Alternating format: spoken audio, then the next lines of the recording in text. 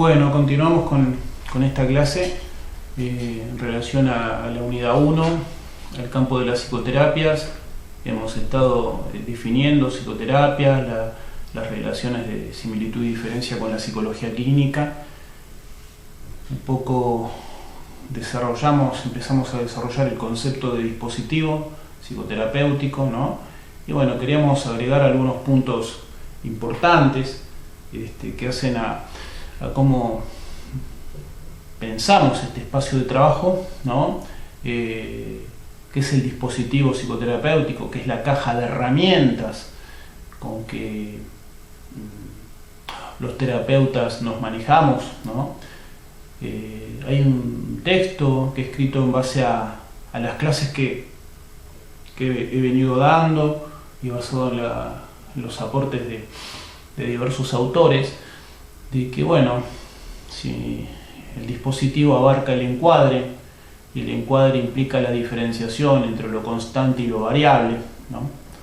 Todo lo variable que puede traer tanto un consultante, que puede llegar a ser un paciente, como a los elementos, como a lo variable que puede tener que ver en alguna medida con los estados internos de cada terapeuta, ¿no? En cada situación concreta. Pero bueno, lo importante es que nosotros como terapeutas garanticemos las condiciones constantes que van a ser como el receptor, ¿no? De todos los elementos variables, como ese espacio de contención de todos los aspectos variables. Es como un recipiente que va a recibir un líquido, ¿no? Para trazar una metáfora que más que una metáfora es un ejemplo más concreto que nos pueda servir para pensar qué es lo que hacemos los terapeutas cuando estamos trabajando, ¿no es cierto? Y que no es como pueden pensar muchos, los terapeutas no estamos chamullando, escuchando, o hacemos que escuchamos o dando prestación de cara y nada más. Estamos escuchando, estamos poniendo en juego todas nuestras funciones psíquicas, nuestras funciones yoicas, para escuchar, para pensar cada cosa que vamos a decir, y a la vez tener un grado de espontaneidad para pensar con el paciente cuando estamos preguntando, cuando estamos interrogando, cuando estamos construyendo vínculos, cuando estamos afirmando o no, cuando estamos ratificando o rectificando el juicio de un paciente, cuando estamos informando de algo que el paciente no sabe y nos pregunta, cuando estamos clarificando, ¿no? Toda una serie de intervenciones diversas y intervenciones verbales, porque bueno, para que se llegue a la intervención por antonomasia de una psicoterapia de orientación psicoanalítica, que es la interpretación, hay toda una serie de intervenciones previas que van preparando el terreno para que tanto una interpretación como un señalamiento cobren efecto. Y acá hay algo que está vinculado a la constitución, a la construcción de un vínculo que bueno, está dado en un plano invisible, pero está dándose en un plano vincular, ¿no?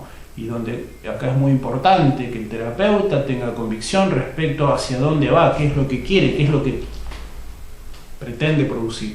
Y acá hay algo que es fundamental, más allá de discusiones bizantinas en las que podamos entrar los terapeutas si queremos ponernos a discutir con terapeutas de otras corrientes teóricas, es que ¿para qué hacemos lo que hacemos? Bueno, somos trabajadores de la salud, y específicamente de la salud mental. Y acá es importante pensar que lo que vamos a montar es un dispositivo productor de dinamismos saludables.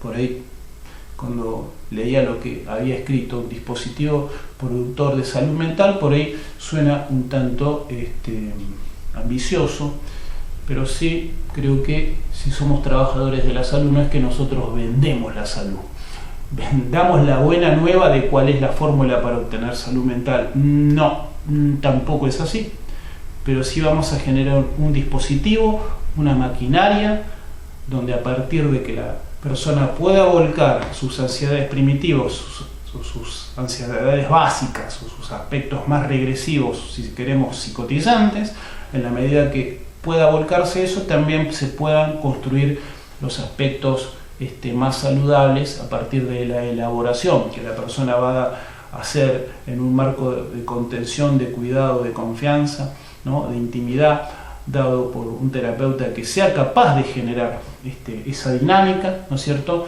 La posibilidad de facilitar ese cambio psíquico que habíamos dicho que es uno de los objetivos del dispositivo psicoterapéutico. Entonces, bueno, acá es importante un poco separar los tantos y plantear que no es un espacio de consumo. No es un espacio de consumo de información donde el terapeuta nos va a dar la fórmula o las recetas para ser felices. No, quien quiera trabajar de esa forma puede hacerlo y tal vez darse la cabeza contra la pared. Pero bueno, entiendo más desde 23 años de trabajo que el dispositivo apunta más que al consumo, a la producción de dinamismos saludables, ¿no? Donde la persona, más que encontrar fórmulas dadas por el terapeuta, ¿no? Construya, desarrolle, elabore sus propias fórmulas o sus propias ideaciones, ¿no? A partir de un trabajo profundo de revisión de su vida, de su historia, ¿no? De su autocrítica, donde no esté por fuera la catarsis de todo lo que sea necesario volcar ante la figura del terapeuta, ¿no? Y atravesando la angustia, ¿no? Lograr estados de conciencia diferentes, donde caen las defensas y donde es más fácil, bajo esa situación, ¿no es cierto?, generar una reorganización defensiva, una reorganización del psiquismo, ¿no? Una manera diferente de mirarse a sí mismo a partir de relatar una historia, ¿no? Y justamente, como una vez leí de algún psicoanalista junguiano, James Hillman, decía Hillman que las personas somos de alguna manera, a partir de pasar por una psicoterapia, o antes de una psicoterapia, él decía, somos los cuentos que nos contamos o que nos armamos acerca de nosotros mismos. Hay un libro de un psicoanalista argentino que habla Cuéntame tu vida, ¿no? Claro, vamos a contarle nuestra vida a un analista, o como analistas vamos a invitar a que alguien nos cuente su vida, pero cuando le decimos cuéntame su vida a una persona, ¿qué es lo que va a decir esa persona? Es la historia que se armó, es el cuento que se armó la persona con los fragmentos sueltos de su vida, de lo que recuerda. Pero bueno, es un espacio por excelencia, el espacio psicoterapéutico de orientación psicoanalítica, donde vamos a tratar de que la persona reconstruya su historia, o en algunos casos que arme una historia que nunca armó, ¿no? Con las piezas sueltas de lo que uno cree haber sido, ¿no? Revisar cómo uno es que se formó, ¿no? Cómo uno es producto de su historia, ¿no? Y en ese sentido, bueno, recuerdo a Pierre Aulanier cuando decía que el psicoanalista era una especie de aprendiz de historiador y de maestro brujo, ¿no es cierto? Como una interesantísima metáfora acerca de lo que vamos a hacer, pero donde justamente la revisión de la historia o el armar una historia, allí donde solo hubo piezas sueltas o fragmentadas, es parte de ese trabajo, de ese dispositivo productor de dinamismos saludables, ¿no es cierto? No de consumo, de producción, donde la persona sienta que en ese trabajo, donde más allá de aliviar el malestar, se procura un cambio interno, se procura un autodescubrimiento, ¿no? Se procura, y dentro de ese trabajo de autodescubrimiento, que esto se traduzca o se desemboque en cambios concretos y visibles. Entonces, bueno, todo esto es parte de lo que buscamos los terapeutas, resolución de problemáticas, ¿no es cierto?, y de conflictos, ¿no?, que de alguna manera nos han quitado desarrollo de potencialidades que teníamos y no hemos podido consolidar. Acá hay toda una serie de puntos, ¿no?, que podemos tomar desde los aportes de diversas corrientes acerca de qué se espera, ¿no?, qué se espera de una psicoterapia. Podemos hablar del alivio en cuanto al malestar anímico, sin duda que sí, es condición necesaria, pero no es condición suficiente. Desde la mirada de Pillon-Rivière, no así de la escuela, no en consonancia con la escuela norteamericana de psicoanálisis, pero cuando Pillon-Rivière hablaba de salud como adaptación activa a la realidad, adaptación en el sentido de aceptar las reglas mínimas de un mundo al cual llegamos, pero también cuando él agrega el adjetivo activa, está hablando de poder reconocer aquello que podemos modificar, ¿no es cierto?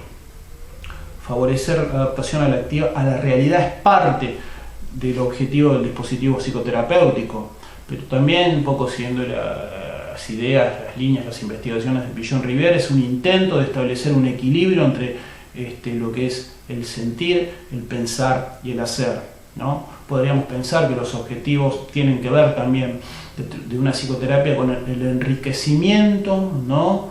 De la vida afectiva, facilitar el desarrollo de capacidades que adormecidas o bloqueadas o incluso desconocidas. Esto también es parte, ¿no? Esto que también planteaba, facilitar la adopción de nuevos roles, ¿no? Mejorar las posibilidades de comunicación, ¿no? Poder activar mecanismos de tolerancia a la frustración y a la adversidad, ¿no? Siempre en aras de promover un mayor nivel de autonomía. Todo esto es parte del trabajo del terapeuta. Cuando decimos hacer consciente lo inconsciente, es importante desmenuzar más en detalle, es tomar mayor conciencia de las necesidades, ¿no es cierto? Y poder instrumentar mecanismos para resolverlas, ¿no es cierto? Para satisfacerlas sin perjudicar a otros. Es parte de la psicoterapia promover un mayor nivel de productividad en lo que son actividades adaptativas por parte de quien consulta. Si alguien está teniendo dificultades en su trabajo, en su espacio de trabajo, o si está estudiando, o si está desarrollando una actividad recreativa como puede ser música o teatro o deportiva, ¿no es cierto? Que la persona pueda desarrollar con mayor nivel de eficiencia todo eso que está haciendo. Bueno, eso también es parte de lo que buscan las psicoterapias, ¿no es cierto? Y bueno, también estamos hablando de lograr un mayor nivel de plasticidad yógica, que es un aporte de Lieberman, que proviene de las ideas de Pichon-Rivière y que ya vamos a ir desarrollando a lo largo de la cursada. Bueno, todo esto es a grandes rasgos los objetivos, ¿no? que se plantean dentro del dispositivo psicoterapéutico, y donde, bueno, es importante acá ver que si somos trabajadores de la salud en general o de la salud mental en particular, ver cómo concebimos la salud mental. Y acá, bueno, Mario Bunge en algún momento, tratando de pensar los criterios de normalidad y anormalidad, hablaba de tres grandes líneas, ¿no? Una primera línea que tenía que ver con lo biológico, ¿no? Como determinado funcionamiento psíquico llamado saludable podría tener que ver con un determinado funcionamiento orgánico, ¿no es cierto? Hay un segundo tipo de criterio de orden estadístico, donde lo normal y lo anormal se determina por los comportamientos o conductas mayoritarias dentro de un espectro social, dentro de una determinada sociedad. Y hay un tercer nivel que tiene que ver, se diferencia lo normal de lo anormal a partir de determinada escala de valores, ¿no? De determinadas formas de ver el mundo, ¿no? Donde lo axiológico, lo axiomático, mejor dicho, cobraría un papel central. Tenemos la definición que todos ustedes seguramente conocen de la OMS, ¿no? Estado, la salud como un estado de bienestar físico, psíquico, social, que bueno, en determinado punto es indiscutible, más allá de las prácticas que pueda tener la OMS. Mucha gente que ha trabajado, que trabaja para la OMS, ¿no es cierto? Pero bueno, esa definición es clara, y donde podemos también compartir de pensar la salud y la enfermedad como parte de un mismo proceso, ¿no? Nosotros nos inclinamos más a pensar que la salud tiene que ver con la posibilidad de defender, ¿no?, de la vida. o de enfrentar todo aquello que limita la vida, ¿no?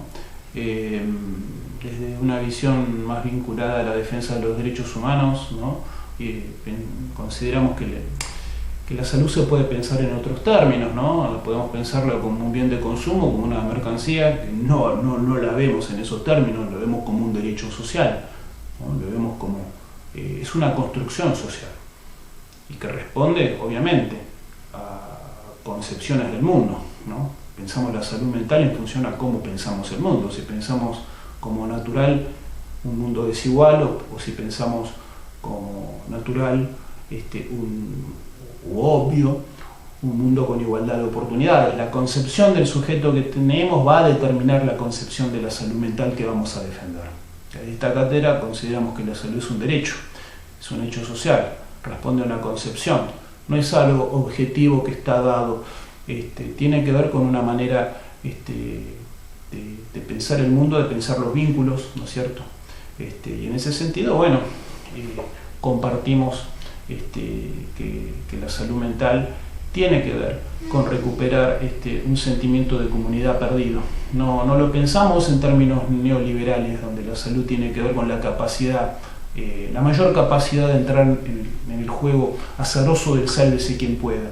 Aunque bueno, habrá quienes lo piensan en esos términos, rara vez lo van a reconocer, que lo van a pensar en esos términos, pero así lo aplican quienes trabajan para determinadas empresas, quienes trabajan para determinadas fuerzas políticas, ¿no es cierto? Pero bueno, todo esto que podemos considerar parte de un debate cultural, ¿no es cierto? Nosotros nos inclinamos a pensar la salud un poco siguiendo la línea que tenía Pillon-Rivière, que lo pensó en términos iniciales de adaptación activa a la realidad. En un segundo momento lo pensó la idea de adaptación activa, la vincula a la idea de aprendizaje o apropiación instrumental de la realidad para poderla transformar. En ese segundo momento también Pillon, esta idea de aprendizaje homologada a adaptación activa, la vincula al desarrollo de los potenciales creativos que tiene el sujeto, ¿no? Sobre todo cuando habla de que una psicoterapia se puede nutrir del arte, en la medida en que si la psicoterapia de orientación psicoanalítica apuntaba a asumir lo siniestro, ¿no? A ser consciente de lo inconsciente, Pillon-Rivière tuvo una idea formidable cuando hablaba de transformar lo siniestro en maravilloso. Obedecía esta misma idea de esta maquinaria transformadora de elementos variables a partir de reconocer los elementos constantes. Y bueno, sobre el final de su vida homologa la idea de adaptación activa a la noción de conciencia crítica, ¿no? Donde habla de que un sujeto sano es aquel que no solo se hace cargo de sus necesidades para intentar resolverlas, sino también es aquel que desarrolla una sensibilidad social, aquel que toma no solo sus necesidades, sino las necesidades de la comunidad a la cual pertenece. Poco nosotros desde ahí es que pensamos esta concepción de salud mental, insisto, como derecho, como recuperación de un sentimiento de comunidad, ¿no? Y donde, bueno, somos lo que somos con los otros y no contra los otros, ¿no es cierto? Desde pautas donde la solidaridad, ¿no? primaría por sobre el individualismo, ¿no? Donde la cooperación primaría por sobre lo que es la competencia, ¿no es cierto? Donde el bien común primaría por sobre el beneficio individual. Y acá hay todo un andamiaje de elementos complejos, ¿no? Donde podemos pensar que no se sana ni se enferma por igual en distintos sectores sociales. En esto Pillon-Rivière tuvo un papel muy importante en la Argentina, al ver que no se puede diagnosticar por igual o en automático cuando nos encontramos con sujetos que provienen de distintas realidades, de distinta cultura, de distintas formas de vida. No se puede pensar que toda la gente vive igual. No todos tenemos el mismo nivel de acceso, ¿no? A la educación, a la cultura, al amor, ¿no? Al afecto. Por ende, bueno, puede llegar a ser injusto diagnosticar a alguien sin tener en cuenta su historia y sin tener en cuenta que no todos vivimos en el mismo mundo, aunque habitemos la misma geografía. Bueno, todo esto forma parte del material de la unidad 1, donde bueno, todos los conceptos que estamos desarrollando tienen que ver con la concepción de salud, con el lugar del terapeuta como trabajador de la salud mental, ¿no? Con la noción de dispositivo, cómo entendemos una psicoterapia desde ahí. Y bueno, yo quería cerrar este teórico un poco recordando lo que plantea Héctor Fiorini respecto a el campo de las psicoterapias, desde qué ejes, ¿no es cierto?, nos basamos para tratar de desglosar, ¿no?, de abrir un poquito el gran paquete que se nos presenta a la hora de pensar una psicoterapia, qué son las psicoterapias y qué vamos a hacer desde este lugar. Y acá él habla de 8 puntos que, por más que hace tiempo que venimos hablando de esto, hace tiempo que esto lo ha escrito Héctor Fiorini, pero creo que es muy importante recordarlo.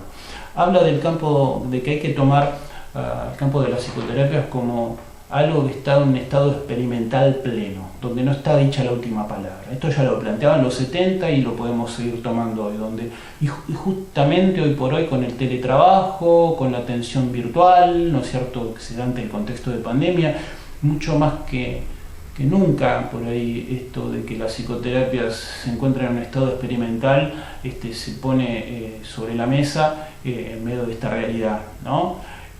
Hablaba en un segundo punto de la importancia de construir teoría, no quedarnos solo en las teorías que conocemos.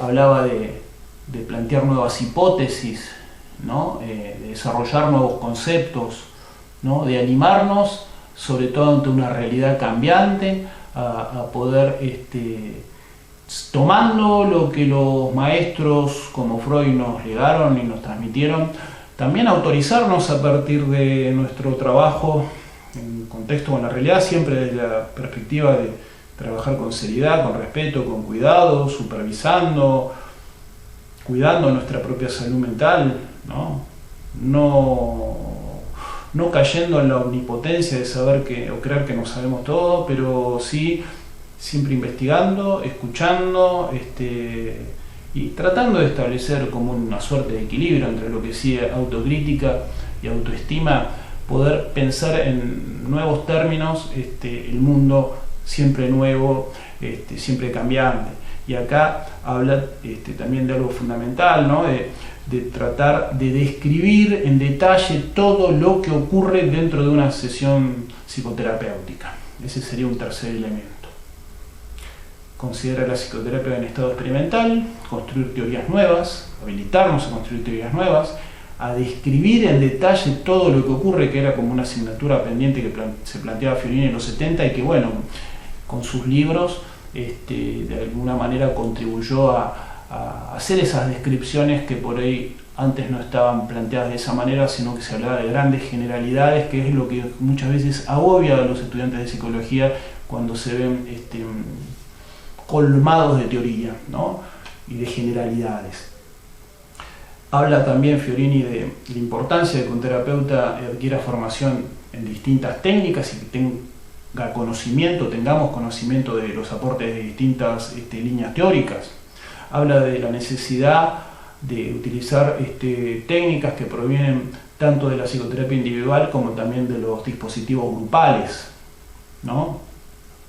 Habla de la importancia no solo de incluir algo fundamental, que es lo verbal, pero sino también incluir el trabajo sobre el cuerpo.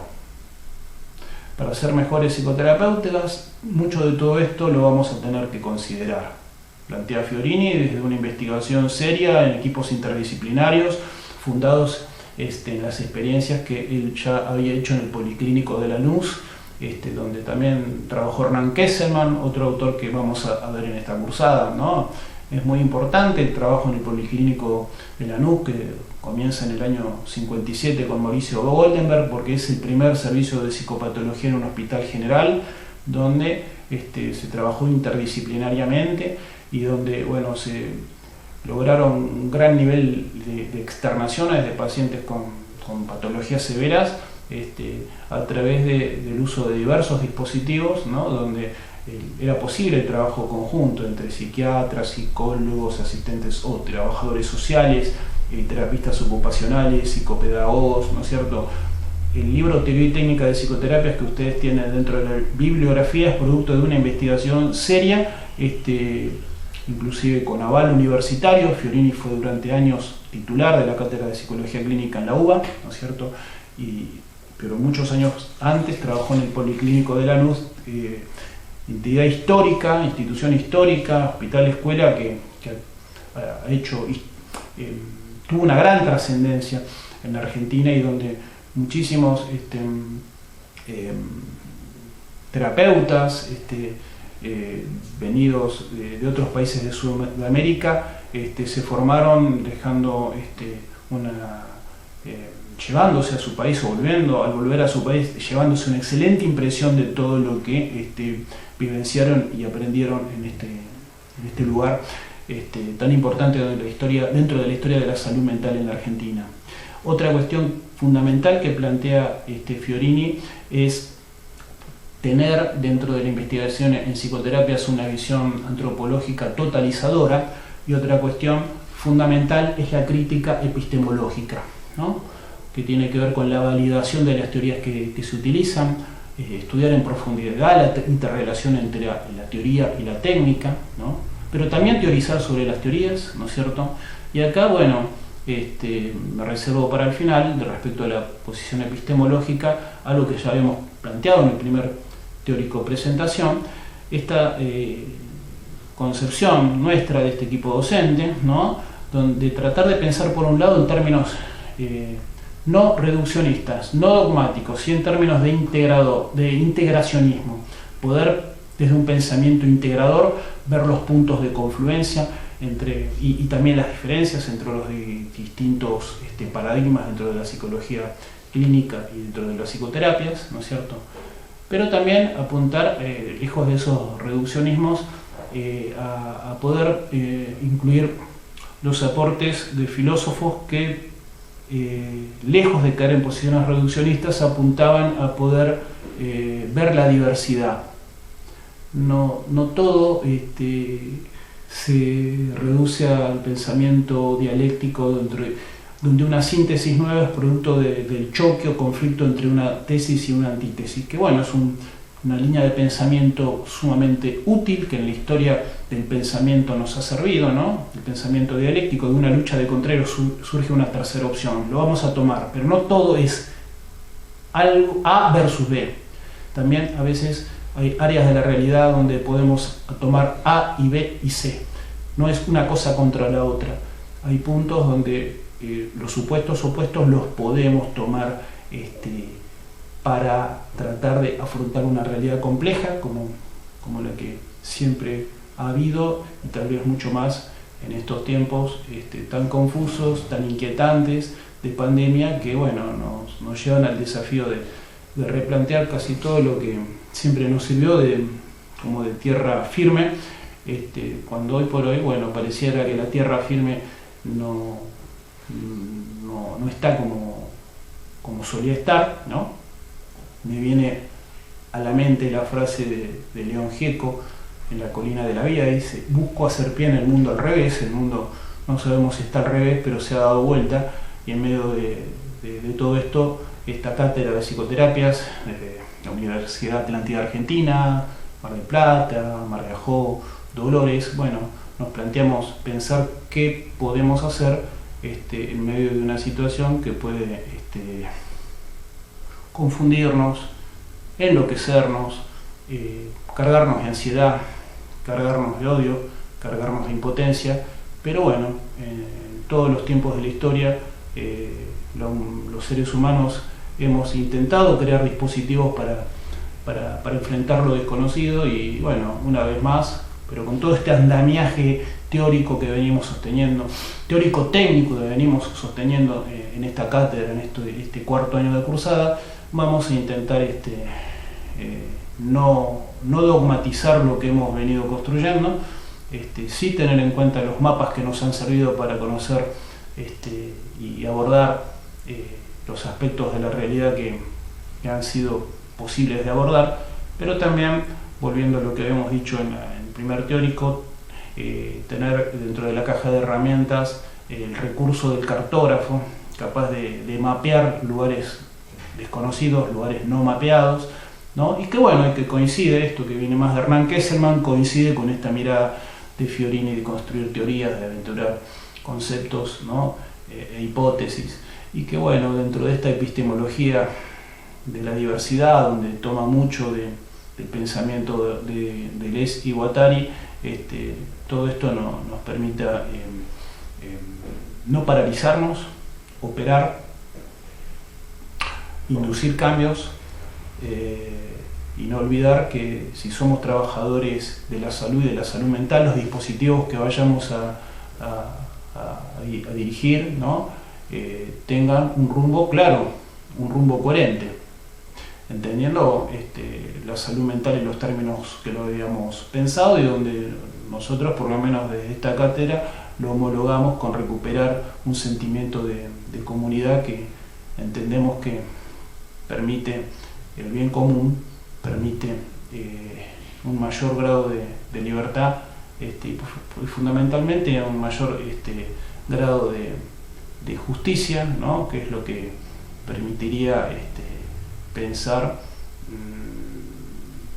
una forma de crear un espacio soporte, una sociedad, toda una serie de dispositivos que nos permitan crear un mundo algo más habitable, ¿no?